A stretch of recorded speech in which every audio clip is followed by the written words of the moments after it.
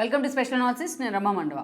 ఈరోజు అనాలిసిస్లో భాగంగా మనం తీసుకోబోతున్న టాపిక్ ఏంటంటే, ఈరోజు టీఆర్ఎస్ వైపు నుంచి సిఎల్పి లీడర్గా ఎవరు కాబోతున్నారు. అటు కేసీఆర్ ఇప్పటికే మనం చూస్తే ఆయన ఓటమి తర్వాత పూర్తి స్థాయిలో ఫామ్ హౌస్కి పరిమితమయ్యారు. ఎప్పుడైతే ఆయన కాంగ్రెస్కి వన్ సైడెడ్గా ఒక మెజారిటీ వచ్చి గవర్నమెంట్ ఫామ్ చేసే దిశగా ఒక అబ్సల్యూట్ మెజారిటీని మ్యాండేట్ని ప్రజలు ఇచ్చారో అప్పుడే కేసీఆర్ కూడా అక్కడ సీన్ అనేది అర్థమైంది. ఆయన గవర్నర్ దగ్గరికి కూడా అఫిషియల్గా యాక్చువల్ అయితే సీఎం వెళ్ళి మాజీ సీఎంగా ముందు సీఎం వెళ్ళి తన రాజీనామాని గవర్నర్కి ఇచ్చి ఉండాలి. కానీ ఇక్కడ కేసీఆర్ మాత్రం తన ఓఎస్డీతో నా లెటర్ పంపించారు. మధ్యలోనే తన గజ్వేల్కి తన ఫామ్ హౌస్కి వెళ్ళే దారిలోనే తన భద్రతను కూడా విరమించుకుని వాళ్ళని వెనక్కి పంపి ప్రభుత్వానికి సరెండర్ చేశారు. సింపుల్గా యాజ్గా ఆయన ఏదైతే ఫామ్ హౌస్కి కూడా వెళ్ళున్నారు. కొంతమంది నేతలు అక్కడికే వెళ్ళి గెలిచిన వాళ్ళ నేతలు కూడా వాళ్ళని ఓదార్చడం పక్కన పెట్టి వీళ్ళంతా కూడా కేసీఆర్ని ఓదార్చే ప్రయత్నం చేశారు. సో ఈ ఒక్క ఇండికేషన్తో కేసీఆర్ ఇక ముందు అసెంబ్లీకి రాబోవడం లేదు అనే ఒక ఇండికేషన్ అయితే జనాలకు అర్థమైంది. ఎందుకంటే కేసీఆర్ గత ప్రస్థానాన్ని మనం చూస్తే అటు టీడీపీ నుంచి బయటకు వచ్చి ఆయన పార్టీ పెట్టిన తర్వాత అనేక సార్లు సుదీర్ఘంగా రాజీనామాలు ఉన్నాయి. రాజీనామాలు చేసిన తర్వాత తన పదవులు మళ్ళీ నిలబెట్టుకునే పరిస్థితుంది. ఓడిపోయిన సందర్భాలు చాలానే ఉన్నాయి. బట్ కేసీఆర్ అయితే మాత్రం ఆ స్థాయిలో ఓటమిని అయితే ఆయన తీసుకోలేదు. ఎందుకంటే 2009 ఆ సమయంలో జరిగిన పరిస్థితుల్లో ఆ రాజకీయాలను మనం చూసాం.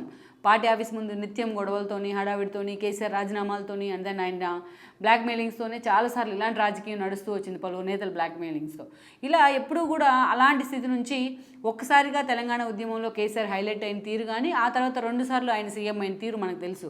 బట్ 10 ఏళ్ళుగా ఆయన అధికారాన్ని అనుభవించిన విధానం కావచ్చు. ఈ రోజున కేసీఆర్ తన ఓటమిని మాత్రం అంతే స్పోర్టివ్గా తీసుకోలేకపోతున్నారు. ఇన్ని సంవత్సరాలు తన్ని ఏదైతే పార్టీ అధ్యక్షుడిగా బేర్ చేసిన తన పార్టీ నేతలకు శ్రేణులకు కానీ అదేవిధంగా ఇన్ని సంవత్సరాలు తన్ని ముఖ్యమంత్రి పీఠం మీద కూర్చోబెట్టిన తెలంగాణ ప్రజలకు కానీ గ్రాటిట్యూడ్ ఇచ్చే విధంగా కేసీఆర్ ఒక చిన్న ప్రకటన చేయకపోవడం అయితే ఇక్కడ ఒక విశేషం అని చెప్పుకోవాలి. అందుకే ఎప్పుడైతే తన ఓటమిని తట్టుకోలేక ఓటమిని తీసుకోలేక కేసీఆర్ ఫామ్ హౌస్కే పరిమితం అయ్యారో ఈ రోజున కేసీఆర్ మాత్రం ఇక అసెంబ్లీకి కూడా వచ్చే పరిస్థితి లేదు అన్న చర్చ అయితే ఉంది. గతంలో జగన్మోహన్ రెడ్డి కూడా ఇలాంటిదే పాదయాత్ర పేరుతోనే ఆయన ఆ రోజున అసెంబ్లీకి రాలేదు. ఏదైతే 2014 ఎన్నికల పరిణామాల తర్వాత మాత్రం చాలా రోజులు పాదయాత్ర పేరుతో జనంలోనే ఉండిపోయారు. ఆ తర్వాత అవకాశం వచ్చిన సందర్భంలో కూడా ఆయన చంద్రబాబు సీఎంగా ఉన్నప్పుడు ఆయన ఎప్పుడూ అసెంబ్లీకి రాలేదు.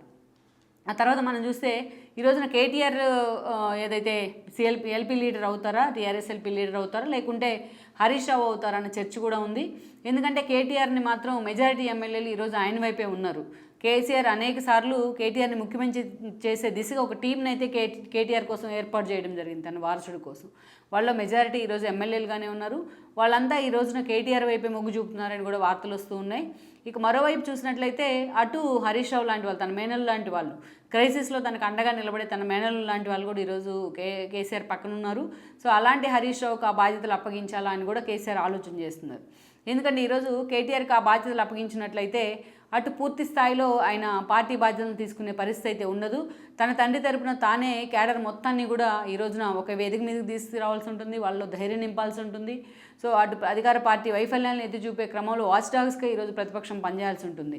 తన తండ్రి లేడు కాబట్టి తానే ఆ బాధ్యతలు మొత్తాన్ని ఈరోజు కేటీఆర్ తీసుకోవాల్సి ఉంటుంది. ఈరోజు కేటీఆర్ గన ఎల్పీ బాధ్యతలు ఇచ్చినట్లయితే అటు అసెంబ్లీలో తన వాయిస్ వినిపించేందుకే ఆయన టైం అయితే అయిపోతుంది. సో అందుకనే ఈ క్రమంలోనే ఈ 2 పోస్టులను అటు డివైడ్ చేసి అవసరమైతే బీఆర్ఎస్ బాధ్యతలు మొత్తాన్ని కూడా వర్కింగ్ ప్రెసిడెంట్గా ఉన్న కేటీఆర్కి అప్పగించి అటు ఏదైతే బీఆర్ఎస్ ఎల్పీ లీడర్గా హరీష్ రావును నియమించాలని కూడా కేసీఆర్ భావిస్తున్నట్టయితే వార్తలు వస్తూ ఉన్నాయి. హరీష్ రావు దగ్గర ఇప్పటికే ఈ ప్రపోజల్ పెట్టారని కూడా అంటున్నారు. అయితే ఈ అంశానికి సంబంధించి అటు ఎమ్మెల్యేల్లో కూడా డబుల్ వాయిస్ ఉంది. కొంతమంది హరీష్ రావు వైపు, కొంతమంది కేటీఆర్ వైపు మొగ్గు చూపుతున్నారని కూడా మనకు సమాచారం. అయితే ఈ రోజున అందుకే ఆ స్ప్లిట్ రాకుండా అది పార్టీలో స్ప్లిట్కి కూడా కారణమవుతుంది. 2 పవర్ సెంటర్స్ 2 గ్రూపులు అయ్యే అవకాశం ఉంటుంది.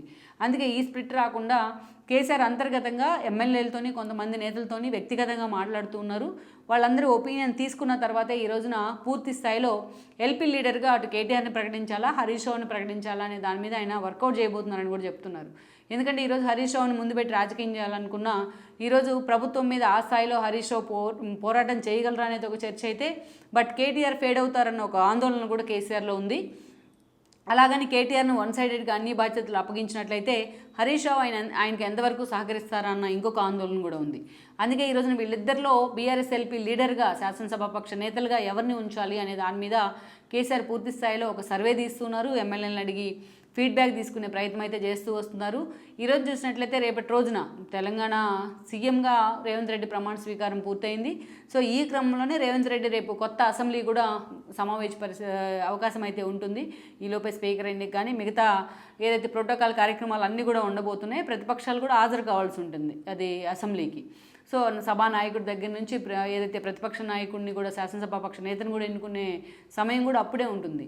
అందుకే ఈ ప్రొసీజర్ అంతా ఫాలో కావాలంటే ప్రతిపక్షం కూడా ఆ రోజు ప్రధాన ప్రతిపక్షంగా ఎంపికైన బీఆర్ఎస్ రిప్రజెంటేటివ్స్ కూడా ఆ రోజు హౌస్లో ఉండాల్సిందే. మరి అప్పటికే ఇప్పటికి ఒక ఎల్పీ లీడర్గా ఒక నేతనైతే ముందు పెట్టాలి కేసీఆర్, ఎమ్మెల్యేలు అందరి ముందు కూడా. అందుకే కేసీఆర్ మాత్రం ఈ అంశానికి సంబంధించి ఆయన వర్కౌట్ చేస్తూ ఉన్నారు. అయితే తన మేనల్లుడు హరీష్ రావుకి ఈ బాధ్యతలు అప్పగించాలా, లేకపోతే పార్టీ బాధ్యతల విషయంలో ఇద్దరికి డివైడ్ చేసి కొన్ని బాధ్యతలు ఇవ్వాలా అనే అంశానికి సంబంధించి కూడా ఈ రోజున కేసీఆర్ పూర్తి స్థాయిలో ఒక సమాచారాన్ని ఎమ్మెల్యేల దగ్గర పర్సనల్గా వ్యక్తిగతంగా కలిసి మరీ ఎమ్మెల్యేలతో ఆయన ఈ సమాచారాన్ని స్వీకరించే ప్రయత్నం చేస్తున్నారని కూడా చెప్తున్నారు. మరో 2 రోజుల్లో టీఆర్ఎస్ వైపు నుంచి ఎవరు ఎల్పీ లీడర్గా ఎంపిక అవుతారు అనే దానికి కూడా ఒక సమాధానం అయితే వచ్చే అవకాశం ఉంటుంది. అయితే కేటీఆర్ వైపే ఎక్కువ మంది ఎమ్మెల్యేలు మొగ్గు చూపుతున్న దృష్ట్యా ఈరోజు కేటీఆర్ కూడా అందుకు ఆ పదవి తనకి ఇచ్చిన అందుకు సుముఖంగానే ఉన్నారని కూడా అంటున్నారు. ఎందుకంటే తన తండ్రి లేకుండా ఈరోజు ఆయన అసెంబ్లీకి హాజరయ్యే అవకాశం ఉంటుంది. అసెంబ్లీలో తన వాయిస్ని వినిపించే అవకాశం ఉంటుంది. ప్రభుత్వ వైఫల్యాన్ని ఎత్తి చూపే అవకాశం కూడా కేటీఆర్ మీదే ఉంటుంది. అందుకే ఈరోజు కేటీఆర్కి అలాంటి బాధ్యతలు ఇవ్వాలని కూడా, భవిష్యత్ లీడర్గా కేటీఆర్ ఎక్స్పోజ్ కావాలంటే ఆ బాధ్యతలు ఇవ్వాలని కూడా కేసీఆర్ ఆలోచన చేస్తున్నారని కూడా చెప్తున్నారు. సో మొత్తం మీద ఇద్దరిలో అటు కొడుకు వైపా ఇటు మేనల్లుడి వైపా కేసీఆర్ ఎవరి వైపు మొగ్గు చూపుతారనేది కూడా ప్రస్తుతానికైతే మాత్రం $1 మిలియన్ ప్రశ్న అని చెప్పాలి. ఈ వీడియో మీకు నచ్చినట్లయితే please share, like and subscribe R24 Telugu.